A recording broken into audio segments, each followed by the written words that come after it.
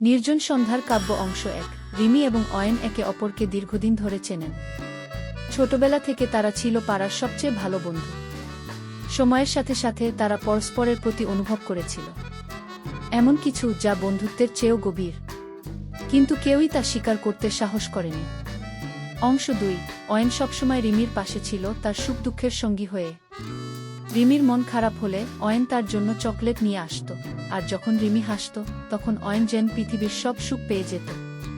রিমি জানত তার জীবনে অয়নের গুরুত্ব ঠিক কতটা, কিন্তু সে কখনোই তা প্রকাশ করেনি।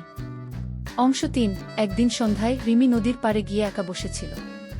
সে চিন্তা করছিল অয়নকে নিয়ে। অয়ন কি তাকে সত্যিই ভালোবাসে? কেন অয়ন কখনো কিছু বলে না? ঠিক তখনই অয়ন সেখানে উপস্থিত হল। তার হাতে ছিল একটা ছোট্ট কাগজের নৌকা। অংশ ৪।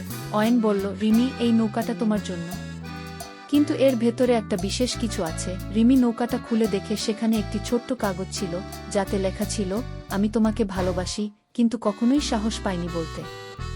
অংশ ৫। রিমির চোখে জল চলে এল। সে অয়নকে জড়িয়ে ধরে বলল, তুমি জানো, আমি তোমার অপেক্ষা করছিলাম। আমি ভাবছিলাম তুমি কখন বলবে।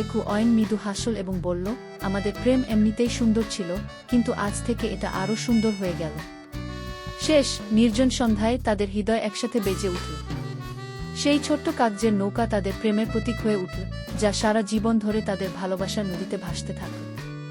এই গল্পের শিক্ষা, প্রেম কখনোই সময় বা পরিস্থিতির জন্য অপেক্ষা করে না। এটি হৃদয়ের অনুভূতি এবং সত্যিকারের বন্ধুত্বের উপর ভিত্তি করে গড়ে ওঠে। কখনো কখনো সামান্য সাহসই যথেষ্ট হয় সারা জীবনের সুখের জন্য।